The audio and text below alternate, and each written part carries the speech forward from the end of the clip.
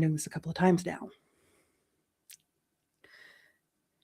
G'day and welcome to See Not Sorry, the daily live stream by me, your host, Zoe Wood, the video confident coach. I stuffed up and I do this every day. By me, your host, Zoe Wood, the video confidence coach, helping you forever shine as the obvious choice using your personalized brand strategy.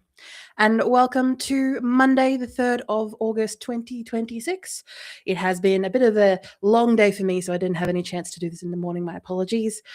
We are here now at the end of the day to do our daily live stream. The question that I'm answering in today's stream is, can someone else create my content and have it still sound like me and not just a watered down version of me? And to an extent, yes, asterisk, it depends. Now, of course, this is coming from someone who is a personal branding and compound marketing expert. And this is, the answer is, it depends, is because people successfully do it. Like, it is done. Having your content that you create or that you create implicitly and have it be generated, edited, manufactured by other people can be done. The foundation work needs to be done, however, and it needs to be concrete and it needs to be consistent to who you're talking to. And obviously, why you're talking to them and the messages that you're sharing.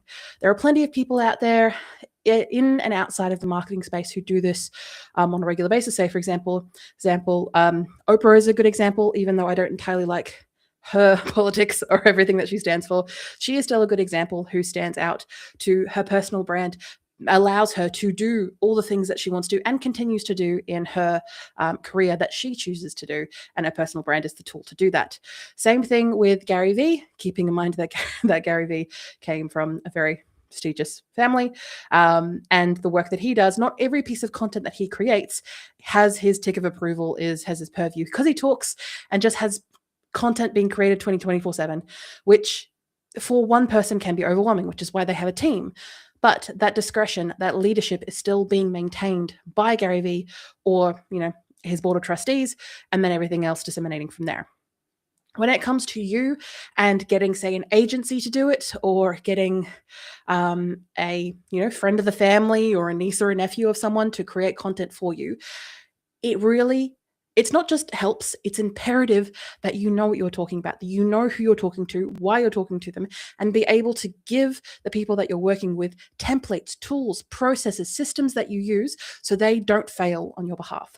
An issue that a lot of people I see who come to me after being frustrated, after working with marketing agencies, after working with a social media manager or an SEO guy or whatever they're doing, and they're getting annoyed because they have invested thousands and thousands, sometimes millions of dollars, and not seeing that return on investment.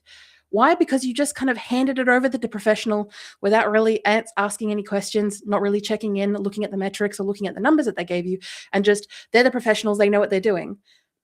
Creatives work best with restraints. And when there is a box, they can think outside of it with the creativity, with the resources, with the time, with the money that they have.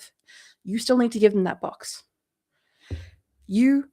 And because ultimately this is for you, this is your personal brand. You're doing it for your audience, of course, because you're never doing your personal brand for yourself.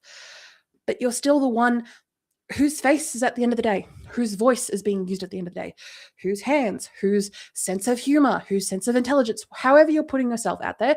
You don't necessarily have to show your face if you don't want to.